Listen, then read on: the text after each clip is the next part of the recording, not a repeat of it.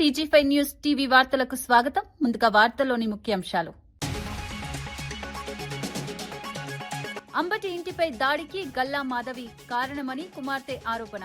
తాగుబోతులను రెచ్చగొట్టి మా ఇంటిపై దాడి చేయించారు. ప్రజాప్రతినిధుల కుటుంబాలకు భద్రత లేదని అంబటి కుమార్తె. రాజకీయ కక్షతో మహిళలపై దాడులు అన్యాయమని ఘాటు వ్యాఖ్య. గద్వాలలో కాంగ్రెస్ లో వర్గ విభేదాలు లేవని మీనాక్షి స్పష్టం. పార్టీ కోసం పనిచేసిన వారికే పదవులు దక్కుతాయని ప్రకటన. మున్సిపల్ ఎన్నికల్లో కాంగ్రెస్ విజయం ఖాయమని ధీమా. తప్పుడు ప్రచారాలతో ప్రతిపక్షాలు గందరగోళం సృష్టిస్తున్నాయని వ్యాఖ్య. వరుసగా 12వసారి ప్రజా ప్రయోజన బడ్జెట్ అని ప్రకటన. హైదరాబాద్ కు 3 హైస్పీడ్ రైళ్లు రాబోతున్నాయని వెల్లడి. అభివృద్ధిని చూడనట్టుగా విమర్శించడం తగదని సూచన. అంబటి జోగి ఇళ్లపై దాడులు దుర్మార్గం అన్న తమ్మినేని సీతారాం. మాజీ మంత్రులకే రక్షణ లేకపోతే ప్రజల పరిస్థితి ఏంటి అని ప్రశ్న. దాడులపై సీఎం చంద్రబాబు స్పందించాలని తమ్మినేని డిమాండ్. రాజకీయ కక్షకు హింస దారితీయడం ప్రమాదకరమని వ్యాఖ్య. దర్శకుడు శంకర్ కుటుంబాన్ని పరామర్శించిన బీఆర్ఎస్ నేత కేటీఆర్. రాజకీయాలకు అతీతంగా శంకర్ ఇంటికి వెళ్లిన కేటీఆర్.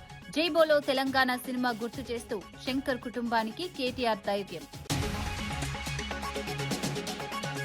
తమపై జరిగిన దాడికి గల్లా మాధవి ఆమె భర్తే కారణమని మాజీ మంత్రి అంబటి రాంబాబు కుమార్తె తీవ్ర ఆరోపణలు చేశారు. తాగి ఉన్న వ్యక్తులను తమ ఇంటిపైకి రెచ్చగొట్టి పంపించారని ఆమె పేర్కొన్నారు. ఈ ఘటనపై హోంమంత్రి అనిత స్పందించాల్సిన అవసరముందని ప్రశ్నించారు. ప్రజాప్రతినిధుల కుటుంబాల భద్రతే ప్రశ్నార్థకంగా మారిందని ఆమె ఆవేదన వ్యక్తం చేశారు. రాజకీయ విభేదాల పేరుతో వ్యక్తిగత దాడులకు పాల్పడటం ప్రజాస్వామ్యానికి ప్రమాదకరమని వ్యాఖ్యానించారు. దాడి చేసిన వారిపై కఠిన చర్యలు తీసుకోవాలని, నిందితులను కాపాడే ప్రయత్నం జరగకూడదని డిమాండ్ చేశారు. మహిళలు, కుటుంబ సభ్యులను కూడా రాజకీయ కక్షకు బలి చేయటం అన్యాయమని ఆమె వ్యాఖ్యలు రాజకీయంగా తీవ్ర చర్చకు దారితీశాయి. ఈ ఘటనపై ప్రభుత్వం ఎలా స్పందిస్తుందన్నది ఇప్పుడు ప్రాధాన్యంగా మారింది. ఇంట్లో లేడీస్ మాత్రమే ఉన్నామని కూడా తెలుసు. లేడీస్ ఉన్న ఇంట్లోకి మగవారిని మూకుమ్మడిగా పంపి, ఈ సందర్భంలో నేను గల్లా మాధవి గారిని అడుగుతున్నాను, ఇది మీకు ఏ నైతిక విలువ ఉందని చెప్పి మీరు క్షమాపణ కోరుతున్నారు అంబటి రాంబాబు గారి దగ్గర నుంచి? నేను అంబటి రాంబాబు గారి వ్యాఖ్యల్ని నేను సమర్థించట్లేదు, ఆయనే సమర్థించుకోలేదు కదా. హీట్ ఆఫ్ ద మూమెంట్ లో నేను అన్నాను, నేను అలా అనుండాల్సింది కాదని ఆయనే చెప్పారు. మీకే నైతిక విలువ ఉందని చెప్పి మీరు, మీ హస్బెండ్, లేడీస్ మేము ఇక్కడ ఉంటే మీరు తాగి ఉన్నటువంటి మగవారిని మా మీదకి రెచ్చగొట్టి పంపిస్తూ ఇంట్లోకి వెళ్ళమని, వాళ్ళు అద్దాలు మీరు చూడొచ్చు, కారు ఎలా పగలగొట్టారు. అద్దాలు, పైన అద్దాలు, పక్కన తలుపులు అన్ని పగలగొట్టుకుని లోపలికి రావాలని చూసారు. లోపల కేవలం ఆడవారు మాత్రమే ఉన్నాం. నేను, మా మదరు, మా సిస్టరు, మా పిల్లల్ని పెట్టుకుని మేము ఉన్నాం. హోమ్ మినిస్టర్ అనిత గారిని కూడా నేను సూటిగా ప్రశ్నిస్తున్నాను, దీన్ని మీరు సమర్థిస్తారా? మీరు ఆడవారి మర్యాద దెబ్బతిందనే ప్రాసెస్ లో మీరు దాడి చేస్తూ మీరు అటాక్ చేసింది ఆడవాళ్ళ మీదనే. ఇది ఏ రకంగా సమంజసం? ఇది ఏ రకంగా న్యాయం? గద్వాల జిల్లాలో రాజకీయ అనిశ్చితిపై ఏఐసీసీ ఇన్ఛార్జ్ మీనాక్షి నటరాజన్ స్పందించారు. కాంగ్రెస్ పార్టీలో ఎలాంటి వర్గ విభేదాలు లేవని ఆమె స్పష్టం చేశారు. పార్టీ కోసం కష్టపడి పనిచేసిన వారికే జిల్లా అధ్యక్షుడు ప్రాధాన్యత ఇస్తారని తెలిపారు. జిల్లా అధ్యక్షుడు స్థానిక నాయకుల సమన్వయంతో పనిచేస్తూ మున్సిపల్ ఎన్నికల్లో కాంగ్రెస్ విజయం సాధిస్తుందని ధీమా వ్యక్తం చేశారు. ప్రతిపక్షాలు కావాలనే తప్పుడు ప్రచారాలు చేస్తూ పార్టీపై అపోహలు సృష్టిస్తున్నాయని ఆరోపించారు. కాంగ్రెస్ పార్టీ ఐక్యతగా ముందుకు సాగుతుందని, ప్రజల సమస్యలే తమ ఎజెండా అని చెప్పారు. గద్వాల రాజకీయాల్లో గందరగోళం లేదని, పార్టీ శ్రేణులు పూర్తి స్థాయిలో ఎన్నికలకు సిద్ధంగా ఉన్నాయని మీనాక్షి నటరాజన్ వ్యాఖ్యానించారు. हमारे जिला कांग्रेस कमेटी के अध्यक्ष और प्रभारी मंत्रीगण सभी जगह पर एक सुंदर समन्वय बनाकर सारी समस्याओं को हल कर रहे हैं और इसमें एआईसीसी की भूमिका नहीं होती है। स्थानीय लोग स्थानीय निकाय चुनाव में टिकट तय करते हैं और बहुत स्मूथली ये तय हो रहा है। ये जो आप बात कह रहे हैं ये विपक्ष के द्वारा फैलाया जा रहा है, ये उनके फ्रस्ट्रेशन का परिणाम है, क्योंकि वो जानते हैं कि सरपंच चुनाव की जीत के बाद अब आगामी नगरीय निकाय भी हम पूरी तरह से ताकत से जीत कर आएंगे। Thank you. మాజీ మంత్రి అంబటి రాంబాబు చేసిన వ్యాఖ్యలను తాము సమర్థించడం లేదని భూమన కరుణాకర్ రెడ్డి స్పష్టం చేశారు.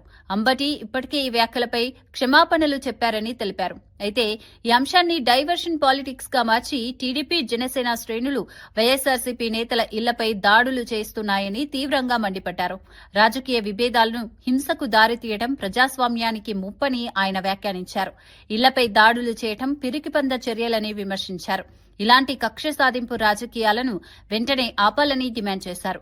రాష్ట్రంలో శాంతి భద్రతలు కాపాడాల్సిన బాధ్యత ప్రభుత్వానిదేనని గుర్తు చేశారు. రాజకీయ విమర్శలకు ప్రజాస్వామ్య పద్ధతుల్లోనే సమాధానమివ్వాలని భూమన కరుణాకర్ రెడ్డి సూచించారు. ఆ రౌడీ మూకలలో కూడా తెలుగుదేశం పార్టీకి సంబంధించినటువంటి కార్యకర్తలు నాయకులే కాకుండా యాంటీ సోషల్ ఎలిమెంట్స్ ని పురికొల్పి జోగి రమేష్ ఇంటి మీద, రాంబాబు గారి ఇంటి మీద దాడి చేయించిన మాట పచ్చి వాస్తవం. మేము రాంబాబు అన్నటువంటి మాటను ఏ రకంగానూ కూడా సమర్థించము. ఆయన చేసింది తప్పు, పొరపాటు అని చాలా స్పష్టంగా చెప్పటం జరిగింది. ఆయన కూడా అంగీకరించి క్షమాపణలు కోరటం జరిగింది. కానీ డైవర్షన్ పాలిటిక్స్ లో భాగంగా భరించలేని చంద్రబాబు గారి పార్టీ, జనసేన పార్టీ ఈ రకంగా రాష్ట్రమంతా ఓ విధ్వంసకర రాజకీయాన్ని చేయటానికి దాన్ని సాకుగా తీసుకొని మా మీద దాడి చేస్తున్నది. కేంద్రం ప్రవేశపెట్టిన బడ్జెట్ను ప్రపంచమే మెచ్చుకుంటోందని ఎంపీ రఘునందన్ రావు వ్యాఖ్యానించారు. ఇది వరుసగా 12వసారి ప్రజా ప్రయోజనాలను దృష్టిలో పెట్టుకుని రూపొందించిన బడ్జెట్ అని తెలిపారు. అయినా కొందరు నేతలకు కళ్లుండి కూడా కనిపించడం లేదని విమర్శించారు. ప్రజలు ఇప్పటికే ఆ కుటుంబానికి గుణపాఠం చెప్పారని గుర్తు చేశారు. పత్రికల్లో వార్త రావాలనే తపనతో ఇష్టమొచ్చిన ఆరోపణలు చేస్తున్నారని మండిపడ్డారు.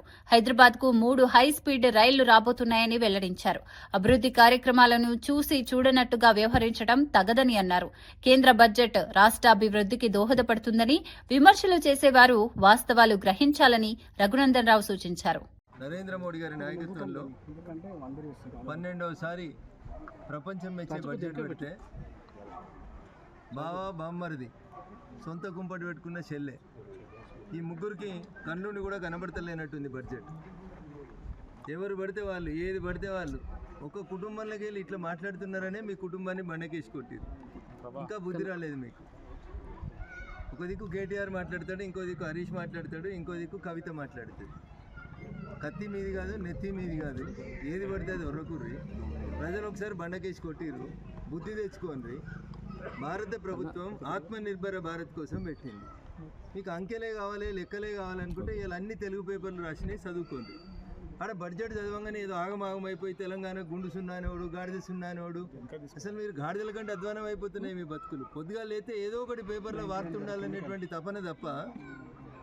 హైదరాబాద్కి 3 రైళ్ళు వస్తున్నాయి, హై స్పీడ్ రైళ్ళు వస్తున్నాయి. హైదరాబాద్ నుంచి బెంగళూరు పోవడానికి విమానం ఎంత స్పీడ్లో పోతుందో అంత స్పీడ్లో పోతుంది. 2 గంటలలో హైదరాబాద్ నుంచి బెంగళూరుకి రైలు పోతుంది. కళ్ళు కనబడతలేవా బావకి, బామ్మర్దికి? పెరగంగానే అయిపోతుంది. ఏంది అంటే జర ఆవేశంలో ఉంది, నిన్న ఇవాళ జర కొత్తగా రోడ్డు మీదకి వచ్చింది కాబట్టి ఏది పడితే అది మాట్లాడుతుంది. మీరిద్దరన్నా మంత్రులుగా చేసిరు కదా, కొంచెం మాట్లాడేటప్పుడు ఇంగిత జ్ఞానం ఉండాలి కదా. ఇట్లా మాట్లాడే అట్లా అధికార దాహం మనిషిని ఎంతకైనా దిగజారుస్తుందనడానికి ఈ ఘటన నిదర్శనంగా నిలిచింది. మహారాష్ట్ర కేరూరుకు చెందిన పాండురంగ అనే వ్యక్తి సర్పంచ్ పదవికి పోటీ చేయాలనే ఆశతో దారుణానికి పాల్పడ్డారు. 3 కూతురులుంటే పోటీకి అనర్హుడినవుతాడన్న కారణంతో తాను పెద్ద కూతురు ప్రాచీని అడ్డంకిగా భావించాడు. ఆమెను నిజామాబాద్ జిల్లా ఎడపల్లి వద్ద నిజాం సాగర్ కాలువలోకి తోసి హత్య చేశాడు. ఈ ఘటన స్థానికంగా కలకలం రేపింది. పోలీసులు విచారణ చేపట్టి నిందితుడిని అరెస్ట్ చేశారు. కన్న కూతురినే హత్య చేసిన తండ్రి చర్యపై సమాజమంతా షాక్ కి గురైంది. రాజకీయ పదవుల కోసం మానవత్వాన్ని తాకట్టు పెట్టడం ఎంతటి విషాదమో ఈ ఘటన స్పష్టంగా చూపిస్తోంది. ప్రయత్నం చేశారు, పూణే కార్పొరేషన్ ఆఫీస్ కూడా వెళ్ళి ప్రయత్నం చేశారు. అయితే వాళ్ళ ఏవి ఫలించకపోయేసరికి ఎట్లయినా గెలవాలంటే 2 పిల్లలే ఉండాలని నియమాన్ని తెలుసుకొని ఈ పాండురంగ అనే అతను గణేష్ ఇండియా యొక్క ప్రోత్బలంతో తన యొక్క బైక్ MH 26BY7495 అనే బైక్లో తన పెద్ద కూతురైన ప్రాచీని తీసుకురావడం జరిగింది. తీసుకొచ్చి నిజామాబాద్కి తీసుకొచ్చి ఇక్కడ అంబం తుమ్మదండానికి అంబం వెళ్ళే దారిలో బాబాని నిజాం సాగర్ కెనాల్లో తోసేసి వెళ్ళిపోవడం జరిగింది. వెళ్ళిపోయి ఇంకోళ్ళు దాక్కున్నాడు మనకి ఇన్ఫర్మేషన్ మీద ఇవాళ అప్పుడే అతను పట్టుకోవడం జరిగింది. ఇంకా మొత్తం ఆపరేషన్ని దగ్గరుండి సూపర్వైజ్ చేస్తూ లీడ్ చేసిన ఏసీపీ గారికి, తర్వాత inspector PI Bodhan rural inspector Vijay గారికి, ఎస్ఐలు Edapalli SI Rama and Renjal SI చంద్రమోహన్కి మరియు మొదట టీం అందరికీ కష్టపడి ఈ కేసు ఛేదించారు. వీళ్ళందరికీ మనస్ఫూర్తిగా అభినందనలు తెలుపుతున్నాను. అట్లానే మీడియా మిత్రుల ద్వారా అందరికీ విజ్ఞప్తి, ఎవరో చెప్పారు లేదంటే క్రిమినల్ యాక్టివిటీస్ ద్వారా ఎటువంటి పదవిని పొందలేరు, ఒకవేళ ఎటువంటి యాక్టివిటీస్ చేస్తే గ్యారంటీ కటకటాలు పాలవుతారు. Thank you. జై హింద్. సార్ ఇంకొక పర్సన్ కేరళ రాష్ట్రం కోజికోడ్లో హృదయాన్ని తాకే సంఘటన చోటు చేసుకుంది. ఓ 3 ఏళ్ల చిన్నారి ఆటో దిగిన వెంటనే ఒక్కసారిగా రోడ్డుపైకి పరిగెత్తింది. అదే సమయంలో వేగంగా వస్తున్న ప్రైవేటు ట్రావెల్స్ బస్సు చిన్నారికి అతి దగ్గరగా వచ్చింది. ఈ క్రమంలో బస్సు డ్రైవర్ అప్రమత్తత చూపించి చాకచక్యంగా బ్రేకులు వేయడంతో పెద్ద ప్రమాదం తప్పింది. క్షణాల్లో జరిగిన ఈ ఘటన అక్కడున్న వారిని భయాందోళనకు గురిచేసింది. డ్రైవర్ సమయస్ఫూర్తితో వ్యవహరించకపోయి ఉంటే ఘోర ప్రమాదం చోటు చేసుకునేదని ప్రత్యక్ష సాక్షులు తెలిపారు. ఈ ఘటన పిల్లల భద్రతపై తల్లిదండ్రులు మరింత అప్రమత్తంగా ఉండాల్సిన అవసరాన్ని గుర్తు చేస్తోంది. ముఖ్యంగా రోడ్డు ప్రాంతాల్లో చిన్నారులను క్షణమైనా ఒంటరిగా వదలరాదని నిపుణులు సూచిస్తున్నారు.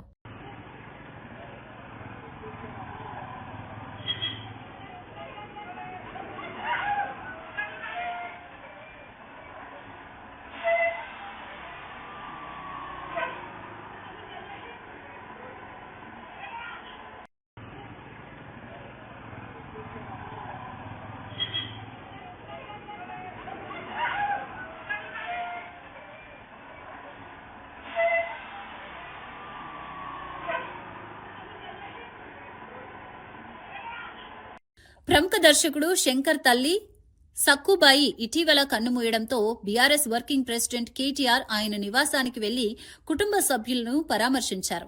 ఈ సందర్భంగా శంకర్ కు ధైర్యం చెప్పిన కేటీఆర్ ఈ కష్ట సమయంలో పార్టీ ఆయన కుటుంబానికి అండగా ఉంటుందని భరోసా ఇచ్చారు. తెలంగాణ ఉద్యమ కాలంలో జై బోలో తెలంగాణ సినిమా ద్వారా ఉద్యమానికి ఊపునిచ్చిన శంకర్ పాత్రను కేటీఆర్ గుర్తు చేశారు. అలాగే గద్దర్ పాటలతో ఉద్యమానికి ప్రాణం పోసిన శంకర్ కృషిని కొనియాడారు. శంకర్ కుటుంబం ఎదుర్కొంటున్న దుఃఖాన్ని పంచుకుంటూ దశకర్మ కార్యక్రమానికి హాజరవుతానని తెలిపారు. రాజకీయాలకు అతీతంగా వ్యక్తిగత సంబంధాలను గౌరవించే సాంప్రదాయానికి ఇది ఉదాహరణగా పలువురు అభిప్రాయపడుతున్నారు.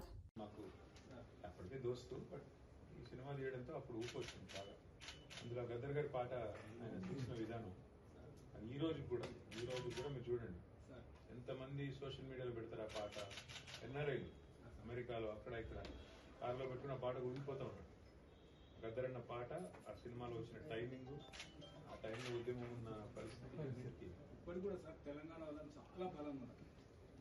మాజీ మంత్రి జోగి రమేష్ నివాసంపై జరిగిన దాడి ఘటన నేపథ్యంలో వైసీపీ సీనియర్ నేత సజ్జల రామకృష్ణారెడ్డి ఆయనను కలిసి పరామర్శించారు. ఈ సందర్భంగా జరిగిన ఘటన వివరాలను జోగి రమేష్ ఆయనకు వివరించారు. రాజకీయ విభేదాలున్నా వ్యక్తిగత భద్రతకు భంగం కలగడం ప్రజాస్వామ్యానికి ప్రమాదకరమని సజ్జల వ్యాఖ్యానించారు. రాజకీయ కక్ష సాధింపులో భాగంగా ఇలాంటి దాడులు జరుగుతున్నాయంటూ ఆయన ఆందోళన వ్యక్తం చేశారు. ఈ తరహా ఘటనలు రాష్ట్రంలో శాంతి భద్రతలపై ప్రశ్నలు లేవనెత్తుతున్నాయని అన్నారు. బాధ్యులపై కఠిన చర్యలు తీసుకోవాలని డిమాండ్ చేశారు. ప్రజాస్వామ్యంలో విమర్శలు సహజమే కానీ హింసకు ఎక్కడా స్థానం లేదని వైసీపీ నేతలు స్పష్టం చేశారు.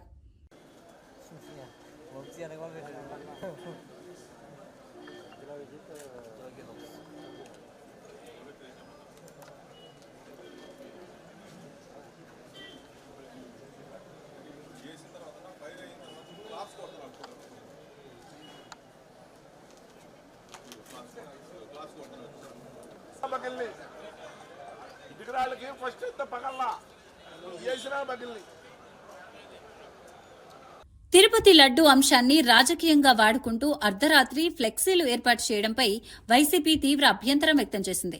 విశాఖ జిల్లా వైసీపీ అధ్యక్షుడు కేకే రాజు మాట్లాడుతూ ఈ చర్యలు ప్రజలను రెచ్చగొట్టే ఉద్దేశంతోనే జరుగుతున్నాయని ఆరోపించారు. లడ్డూ విషయంలో ఇప్పటికే విచారణలు జరుగుతున్నప్పటికీ రాజకీయ లబ్ధి కోసం తప్పుడు ప్రచారం చేస్తున్నారని మండిపడ్డారు. టీడీపీ కార్యకర్తలు దాడులకు పాల్పడుతున్నా పోలీసులు ప్రేక్షక పాత్ర వహిస్తున్నారని విమర్శించారు. గీతం యూనివర్సిటీ భూ వివాదం నుంచి ప్రజల దృష్టిని మళ్లించేందుకే ఇలాంటి ఫ్లెక్సీ రాజకీయాలు చేస్తున్నారని కేకే రాజు అన్నారు. దేవాలయ పేరుతో రాజకీయాలు చేయటం ప్రజల మనోభావాలను దెబ్బతీస్తుందని వైసీపీ నేతలు హెచ్చరిస్తున్నారు. సరే 1000 కోట్ల 5,000 కోట్ల గతంలో తీసుకున్న 77 ఎకరాలు మీరు ఇంతకు ముందు కబ్జా చేసిన ఎన్నికలు 12,000 కోట్ల అని పక్కన పెడితే మీరే స్వయంగా 1000 కోట్ల రూపాయలని ఈరోజు 1000 కోట్ల రూపాయల భూమిని మేము కబ్జా చేశామని ఈరోజు మీరే ఒప్పుకోవడం జరిగింది. ఇది సమంజసమా? మీకు 5,50,000 మెజార్టీ ఇచ్చి మిమ్మల్ని ఎంపీ చేస్తే వేలాది కోట్ల రూపాయల భూములు కబ్జా చేయడానికి మీకు అధికారం ఇచ్చింది. తప్పకుండా ఏదైతే ఈ ఫ్లెక్సీల వ్యవహారంలో ఇక్కడ స్థానికంగా గీతం భూములకు సంబంధించి కూడా నేనైతే విశాఖపట్నానికి సంబంధించి ఇప్పటి వరకు విశాఖపట్నం లాంటి సంస్కృతి లేదు.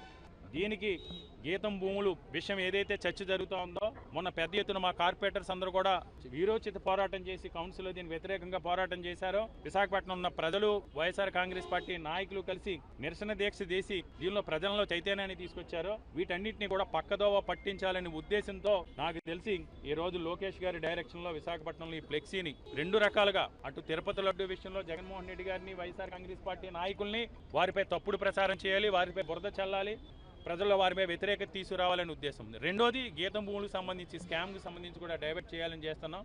ఎంపీ గారిని ఒకటే డిమాండ్ చేస్తున్నాం. మీరు ఏదో దీని మీద చాలా వివరణ ఇచ్చారు. అక్కడ 70,000 ఉంది, 80,000 ఉంది. ఎంత ఉంటే మీరు కబ్జా చేశారా లేదా, చట్టబద్ధంగా మీకు దానికి పొందే హక్కు ఉందా, దానిపైన సమాధానం చెప్పాలని డిమాండ్ చేస్తున్నాం. ఒక ఎస్ఐన్ ల్యాండ్ని ఎస్ఐనికి క్యాన్సిలేషన్ జరిగిందా లేదా అని చూడాలి. ఎస్ఐనీస్ షెడ్యూల్ క్యాస్ట్ సంబంధించిన వారైతే దాన్ని వాళ్ళు వారసులు క్లెయిమ్ చేస్తే మళ్ళీ రిటైన్ చేయాల్సిన అవసరం ఉంటుంది. ప్రభుత్వ భూమి అయితే పోనీ ఏదో రకంగా వీళ్ళు నిర్ణయాలు తీసుకున్నాను. ఇది ఎస్ఐన్ ల్యాండ్స్ అని ఆయనే చెప్పడం జరిగింది. ఇవన్నీ కూడా ఎస్ఐన్ ల్యాండ్స్లో మా ఆక్రమణలో ఉన్నాయి, మా అధీనంలో. ఎస్ఐన్ ల్యాండ్స్ని ఏ విధంగా ఆక్రమిస్తారు? తప్పకుండా దాని మీద కూడా చర్యలు తీసుకోవాలని డిమాండ్. మాజీ స్పీకర్ తమ్మినేని సీతారాం, అంబటి రాంబాబు, జోగి రమేష్ ఇళ్లపై జరిగిన దాడులను తీవ్రంగా ఖండించారు. దాడి చేసిన వారు దొరికితే ప్రాణహానికే పాల్పడేవారని ఆయన ఆవేదన వ్యక్తం చేశారు. ఒక మాజీ మంత్రికి కూడా రక్షణ లేకపోతే సాధారణ ప్రజల పరిస్థితి ఏంటని ప్రశ్నించారు. జోగి రమేష్ ఏం తప్పు చేశాడని ఆయన ఇంటిపై దాడి చేశారో చెప్పాలని డిమాండ్ చేశారు. భవిష్యత్తులో ఇలాంటి ఘటనలు పునరావృతం కాకుండా కఠిన చర్యలు తీసుకోవాలని సీఎం చంద్రబాబును కోరారు. లడ్డూ విషయంలో నివేదికలు స్పష్టంగా ఉన్నప్పటికీ రాద్ధాంతం చేయడం దురదృష్టకరమన్నారు. చివరకు ప్రజలే ఎన్నికల్లో తగిన తీర్పు ఇస్తారని తమ్మినేని వ్యాఖ్యానించారు. జోగి రమేష్ చేసిన పొరపాటు ఉంటుంది. తన కలీగ్ ఏదో ఈ విధమైనటువంటి పరిస్థితులు వస్తున్నాయని చెప్పి సపోర్ట్గా వెళ్ళారు. అయితే దాన్ని దృష్టిలో పెట్టుకుని జోగి రమేష్ ఇంటిని తగలబెడతారా? What is this? మనం ఎక్కడున్నాం? మనుషులు మనం సభ్యమానవ ప్రపంచంలో ఉన్నామా? ఎక్కడికి తీసుకెళ్తున్నాం మనం ఈ సమాజాన్ని? ఈ రాష్ట్రాన్ని ఎక్కడ తీసుకుని వెళ్తున్నాం? ఈ రాష్ట్రాన్ని మనం ఈ విధంగా తీసుకుని వెళ్తే who will be the consider for our demands and developmental activities? ఖార్సుగా ఇచ్చింది. ఇందులో ఎలాంటి జంతువుల కొవ్వు కానీ, లేదా చేపలు కానీ, లేదా ఇంకే విధమైనటువంటి కొవ్వు పదార్థాలు ఏమీ లేవని చెప్పిన తర్వాత ఇక దానికి ఇంత అర్థాంతం ఎందుకండి? ఇంకెంత 2 సంవత్సరాలు అయింది, ఆడుతూ పాడుతూ అయిపోయింది. ఇంక 3 ఏళ్ళు ఉన్నాయి. ఈ 3 ఏళ్ళలో మరొక 2 ఏళ్ళు ఏదో బింకంగా నడుస్తుంది. ఇక 1 year ఎలక్షన్ ఏముంది? ఫోన్ ట్యాపింగ్ కేసులో తనను విచారణకు పిలిస్తే తప్పకుండా హాజరవుతానని తెలంగాణ జాగృతి అధ్యక్షురాలు కవిత స్పష్టం చేశారు. చట్టబద్దమైన విచారణకు తాను ఎప్పుడూ సిద్దమేనని, అయితే ఈ అంశాన్ని రాజకీయ లబ్ధికి ఉపయోగించుకోవడం సరికాదని వ్యాఖ్యానించారు. కేసును స్పష్టంగా తేల్చకుండా కాంగ్రెస్ ప్రభుత్వం కావాలని నాటకాలు ఆడుతోందని ఆరోపించారు. ఈ విషయంలో కేటీఆర్ చేసిన వ్యాఖ్యలను ఆమె తీవ్రంగా ఖండించారు. ప్రజలను తప్పుదోవ పట్టించే ప్రయత్నాలు మానుకుని నిజాలను బయటపెట్టాలని డిమాండ్ చేశారు. ఫోన్ ట్యాపింగ్ వంటి తీవ్రమైన అంశాన్ని రాజకీయ కక్ష సాధింపునకు వాడటం ప్రజాస్వామ్యానికి హానికరమని పేర్కొన్నారు. చట్టం ముందు అందరూ సమానమేనని, నిజం బయటపడితేనే ప్రజలకు న్యాయం జరుగుతుందన్న అభిప్రాయాన్ని కవిత వ్యక్తం చేశారు. విచారణకే విలువద్దు అన్నట్టు మాట్లాడుతున్నారు. అసలు ఆ సిచ్యువేషన్ ఎందుకు వచ్చింది? ఇన్ని రోజులు విలువలేదు కదా కేసీఆర్ గారిని విచారణకు. ఇప్పుడు ఆ సిచ్యువేషన్ వచ్చింది కదా. ఆ సిచ్యువేషన్ ఎందుకు వచ్చిందో ఇప్పటికన్నా అంతర్గతంగా వాళ్ళు పరిశీలన చేసుకోవాలి. 1, 2 ఒకవేళ పిలిచిండ్రు అనుకోండి విచారణకు, పోక తప్పదు. ఇప్పుడు రేపు నన్ను పిలిచినా పోతా. చట్టానికి అందరం కూడా సహకరించాలి, పిలిచినప్పుడు పోతాం. కాకపోతే ఆ యొక్క ఆలోచన విధానం ఏదైతే ఉన్నదో అందులో మార్పు రానంత కాలం బీఆర్ఎస్ పార్టీని మాత్రం ఎవడు కూడా బాగు చేయలేడు. కాంగ్రెస్ గవర్నమెంట్ గుంటనక్కగతోని కంప్లీట్గా మ్యాచ్ ఫిక్సింగ్లు ఉన్నారు కాబట్టి వాళ్ళు దీన్ని కంక్లూడ్ చేయరు. నిజమైన నేరస్తులు బయటకు వస్తారని నేను అనుకుంటలేను. ఏదో టైంపాస్ చేసి ఇప్పుడు మున్సిపల్ ఎన్నికలు 10-11 రోజులు హడావుడ్ చేసి వదిలేస్తారేమో అనేటటువంటి ఆలోచన నాకున్నది. కాబట్టి Congress has to prove if the government is transparent, if they are serious, investigation should go forward. ఏడబోతుంది 2 ఏళ్ల నుంచి ఎక్కడ వేసిన గొంగలు అక్కడే ఉంది, తిరిగిన దగ్గరే తిరుగుతూ ఉన్నది. సో స్టాండ్ చేసి సైకిల్ దొక్కినట్టు ఉంది పరిస్థితి. అట్లా కాకుండా కంక్లూడ్ కావాలని కోరుతున్నాను నేను.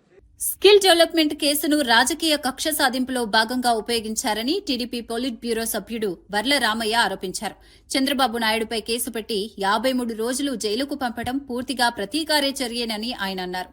జగన్ ప్రభుత్వం అధికార దుర్వినియోగానికి పాల్పడి ప్రజల దృష్టిని మళ్లించేందుకు ఈ కేసును తెరపైకి తెచ్చిందని విమర్శించారు. స్కిల్ డెవలప్మెంట్ ప్రాజెక్టు రాష్ట్ర యువత భవిష్యత్తు కోసం చేపట్టిందని, దానిని అవినీతి కేసుగా మలచడం అన్యాయమని తెలిపారు. న్యాయ వ్యవస్థపై తమకు విశ్వాసం ఉందని, నిజం తప్పకుండా బయటపడుతుందని వర్ల రామయ్య పేర్కొన్నారు. రాజకీయ విభేదాల కోసం అభివృద్ది కార్యక్రమాలను నాశనం చేయడం రాష్ట్రానికి నష్టం కలిగిస్తుందని ఆయన అభిప్రాయపడ్డారు. దర్యాప్తుని కొనసాగిస్తూ వాళ్ళు చాలా క్లియర్గా చెప్పడం జరిగింది.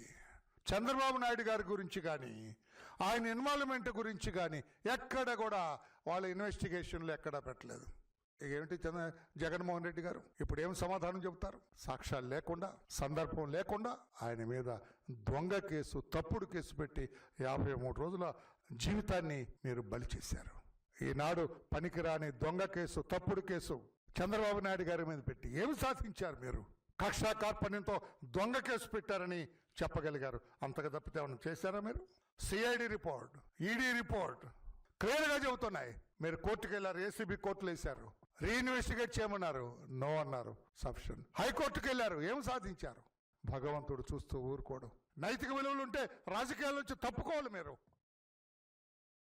ప్రయాణికుల సౌకర్యాన్ని దృష్టిలో పెట్టుకుని ఈ ఏడాదిలో ఆర్టీసీలో 2500 ఈ బస్సులను ప్రవేశపెట్టనున్నట్లు ఆర్టీసీ ఎండీ కృష్ణబాబు వెల్లడించారు. పర్యావరణ హిత రవాణా వ్యవస్థను ప్రోత్సహించడమే ఈ నిర్ణయానికి ప్రధాన లక్ష్యమని తెలిపారు. ఈ బస్సుల వల్ల ఇంధన ఖర్చులు తగ్గడంతో పాటు కాలుష్యం కూడా తగ్గుతుందని అధికారులు చెబుతున్నారు. పట్టణాలతో పాటు గ్రామీణ ప్రాంతాల్లోనూ ఈ బస్సులను అందుబాటులోకి తేవాలని ప్రణాళికలు రూపొందిస్తున్నారు. ప్రయాణికులకు సౌకర్యవంతమైన, సురక్షితమైన సేవలు అందించేందుకు ఆధునిక సాంకేతికతను ఉపయోగించనున్నట్లు పేర్కొన్నారు. ఆర్టీసీ ఆర్థిక స్థితి మెరుగుపడడంతో పాటు ఉద్యోగ అవకాశాలు కూడా పెరుగుతాయని అంచనా వేస్తున్నారు. ఈ నిర్ణయం ప్రజా రవాణా రంగంలో కీలక మార్పుగా భావిస్తున్నారు. మోడల్లో మనం తీసుకుంటాం. ఎలక్ట్రికల్ బస్సెస్ మనం ఏదైతే ప్లాన్ చేస్తున్నామో దానికి ఛార్జింగ్ ఇన్ఫ్రాస్ట్రక్చర్ కూడా పార్ట్ ఆఫ్ దట్. సిటీస్లో మనం పెడతాము. సో ఆ సిటీస్లో బస్సెస్ ఎక్కడ దాకా వెళతాయి అనేది చూసుకుని ఎక్కడ దానికి ఛార్జింగ్ ఇన్ఫ్రాస్ట్రక్చర్ కావాలి అని, అంటే పర్ డే ఎన్ని కిలోమీటర్లు ఛార్జింగ్ లేకుండా వెళ్ళగలదు. సో దాని బేసిస్ మీదే మనం ఛార్జింగ్ ఇన్ఫ్రాస్ట్రక్చర్ ప్లాన్ చేయడం జరుగుతుంది. బస్సెస్ ఎక్కడ మూవ్ అవుతాయి అనే దాని బేసిస్ మీదే మనం ఛార్జింగ్ ఇన్ఫ్రాస్ట్రక్చర్ ప్లాన్ చేస్తున్నాం. ఈ 1 ఇయర్లో మనం అట్లీస్ట్ 1000 ప్లస్ 1500 2500 కనుక మనం ప్లాన్ చేసుకోగలిగితే టెక్నికల్గా ఏం ప్రాబ్లం లేదు.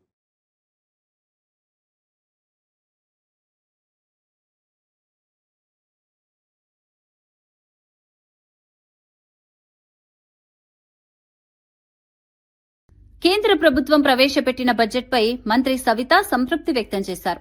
అన్ని వర్గాల ప్రజలకు లబ్ది చేకూర్చేలా బడ్జెట్ రూపకల్పన జరిగిందని ఆమె పేర్కొన్నారు.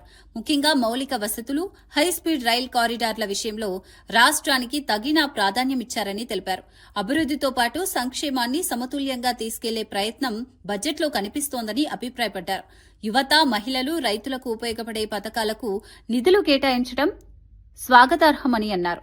దీర్ఘకాలిక ఆర్థిక వృద్ధిని దృష్టిలో పెట్టుకుని కేంద్రం తీసుకున్న నిర్ణయాలు రాష్ట్ర అభివృద్ధికి దోహదపడతాయని మంత్రి సవిత ఆశాభావం వ్యక్తం చేశారు. 320 కోట్లు కేటాయించటం నిజంగా ఇది సామాన్యమైన విషయం కాదు. హస్తకళలు కూడా ప్రోత్సహిస్తూ మరి బడ్జెట్లో ప్రతిపాదించటం మరి చాలా గర్వంగా ఉందనే విషయం కూడా తెలియజేస్తూ, ముఖ్యంగా మహిళలకు మండలానికి ఒక మరి షీమార్ట్ ఏర్పాటుకు 20 లక్షల రూపాయలు ఆర్థిక సహాయం అందడం కూడా మహిళలకు ఇది చాలా ఆనందంగా ఉందన్న విషయం కూడా తెలియజేస్తూ, రాష్ట్రంలో 4 దిక్కుల బుల్లెట్ రైళ్లు పరుగులు పెడుతున్నాయి. భారతదేశంలో మరి ఎక్కడా లేని విధంగా హైయెస్ట్ 857 కిలోమీటర్లు హై స్పీడ్ రైళ్లు కూడా మనకి ఏర్పాటు చేయడం కూడా చాలా ఆనందంగా ఉంది. కేంద్ర బడ్జెట్ రాష్ట్రానికి మేలు చేసేలా రూపొందించినప్పటికీ ఆ సానుకూలతను పక్కదారి పట్టించేందుకు వైసీపీ కుట్రలు చేస్తుందని మంత్రి అనగాని సత్యప్రసాద్ ధ్వజమెత్తారు. బడ్జెట్లో పొందుపరిచిన అభివృద్ది అంశాలపై ప్రజల్లో అవగాహన పెరగకుండా కావాలని తప్పుడు ప్రచారం చేస్తున్నారని విమర్శించారు. రాజకీయ లబ్ది కోసం రాష్ట్ర ప్రయోజనాలను విస్మరించడం తగదని ఆయన అన్నారు. కేంద్రం కేటాయించిన నిధులను సమర్థంగా ఉపయోగించుకుంటే రాష్ట్రానికి మరింత అభివృద్ది సాధ్యమని తెలిపారు. ప్రజలు వాస్తవాలను గుర్తించి అభివృద్ది కార్యక్రమాలకు మద్దతివ్వాలని పిలుపునిచ్చారు. తప్పుడు ఆరోపణలతో ప్రజలను తప్పుదోవ పట్టించే ప్రయత్నాలు దీర్ఘకాలంలో రాజకీయ పార్టీలకే నష్టమని అనగాని సత్యప్రసాద్ హెచ్చరించారు. దీన్ని డిస్టర్బ్ చేయాలి, ఈ రాష్ట్రాన్ని వెనక్కి లాగాలి అనే కుట్రతో కుతంత్రంతో ఈ రోజు కులాలను మతాలను అడ్డుపెట్టుకుని రెచ్చగొట్టే ధోరణులు చేస్తా ఉన్నారు. ఈ మనుషులు మధ్య విద్వేషాలు తీసుకొచ్చే ధోరణితో వీళ్ళు చేస్తా ఉన్నారు. దాన్ని మనందరం గమనించాలని చెప్పేసి మీ అందరికీ కూడా తెలియజేస్తా ఉన్నాను. తెలుగుదేశం పార్టీ శ్రేణులకు కూడా తెలియజేస్తా ఉన్నాం. పార్టీ అధినాయకులు కూడా చాలా కన్సర్న్తో ఉన్నారు. తప్పకుండా ఎక్కడన్నా తప్పుడు కూతురు కూర్చున్నా, తప్పుడు మాటలు మాట్లాడినా తప్పకుండా మీరు చట్టానికి చెప్పండి. చట్టం తను పని చేసుకుంటా ఉంటుంది తప్ప మనం చట్టాన్ని మన చేతిలో తీసుకోకూడదు. ఎవరి గృహాల మీద కూడా వెళ్ళి దాడి చేసే పద్ధతి కరెక్ట్ కాదు అనేది కూడా గౌరవ ముఖ్యమంత్రి గారు చాలా ఆవేదన చెందుతా ఉన్నారు. 2019 నుంచే ఈ యొక్క ఆచారాలు స్టార్ట్ అయినాయి. అలాంటి ఆచారాలు ముందుకు తీసుకెళ్తాం, అది కరెక్ట్ కాదు అని చెప్పేసి, అలాగే ముఖ్యంగా ఏదైతే ఆ బూతుల పార్టీ గురించి తప్పకుండా రాష్ట్రంలో ప్రతి ఒక్క వేదిక మీద కూడా మనం మాట్లాడాల్సిన అవసరం ఉంది. తప్పు చేస్తే మాత్రం ఎవరైనా సరే శిక్షిస్తాం. వారు ఎన్నో హత్యలు చేశారు. మేము హత్యకు గురైన కుటుంబాలు అవ్వచ్చు, వాళ్ళతో ఇబ్బంది పడిన కుటుంబాలు అవ్వచ్చు, వాళ్ళందరినీ చేరదీసి వాళ్ళు అభివృద్ధి చెందే విధంగా చేశాం. వారికి ఉద్యోగాలు కల్పించాము, నివాసయోగ్యమైన ఇల్లు ఇచ్చాము, వారికి ఇతర ఆర్థికంగా స్థిరపడే అవకాశం కల్పించాం. కానీ ఎక్కడ కూడా రివెంజ్ చేయమని చెప్పి మేము ప్రేరేపించలేదు. ఆ తత్వం మీ పార్టీలో ఉంది, అది మార్చుకోండి. ఇది సభ్య సమాజానికి మంచిది కాదు, ఈ సమాజం ఒప్పుకోదు. మీకు మరీ అదే చెప్తా ఉన్నాం. వార్తలు ముగించే ముందు ముఖ్యాంశాలు మరోసారి. అంబటి ఇంటిపై దాడికి గల్లా మాధవి కారణమని కుమార్తె ఆరోపణ. తాగుబోతులను రెచ్చగొట్టి మా ఇంటిపై దాడి చేయించారు. ప్రజాప్రతినిధుల కుటుంబాలకు భద్రత లేదని అంబటి కుమార్తె. రాజకీయ కక్షతో మహిళలపై దాడులు అన్యాయమని ఘాటు వ్యాఖ్య. గద్వాలలో కాంగ్రెస్ లో వర్గ విభేదాలు లేవని మీనాక్షి స్పష్టం. పార్టీ కోసం పనిచేసిన వారికే పదవులు దక్కుతాయని ప్రకటన. మున్సిపల్ ఎన్నికల్లో కాంగ్రెస్ విజయం ఖాయమని ధీమా. తప్పుడు ప్రచారాలతో ప్రతిపక్షాలు గందరగోళం సృష్టిస్తున్నాయని వ్యాఖ్య. వరుసగా 12వసారి ప్రజా ప్రయోజన బడ్జెట్ అని ప్రకటన. హైదరాబాద్ కు 3 హైస్పీడ్ రైళ్లు రాబోతున్నాయని వెల్లడి. అభివృద్ధిని చూడనట్టుగా విమర్శించడం తగదని సూచన. అంబటి జోగి ఇళ్లపై దాడులు దుర్మార్గం అన్న తమ్మినేని సీతారాం. మాజీ మంత్రులకే రక్షణ లేకపోతే ప్రజల పరిస్థితి ఏంటి అని ప్రశ్న. దాడులపై సీఎం చంద్రబాబు స్పందించాలని తమ్మినేని డిమాండ్. రాజకీయ కక్షకు హింస దారితీయడం ప్రమాదకరమని వ్యాఖ్య. దర్శకుడు శంకర్ కుటుంబాన్ని పరామర్శించిన బీఆర్ఎస్ నేత కేటీఆర్. రాజకీయాలకు అతీతంగా శంకర్ ఇంటికి వెళ్లిన కేటీఆర్. జై బోలో తెలంగాణ సినిమా గుర్తు చేస్తూ శంకర్ కుటుంబానికి కేటీఆర్ ధైర్యం. ఇవి ఈనాటి వార్తా విశేషాలు. మరే బులెటిన్లో మళ్ళీ కలుద్దాం. నమస్కారం.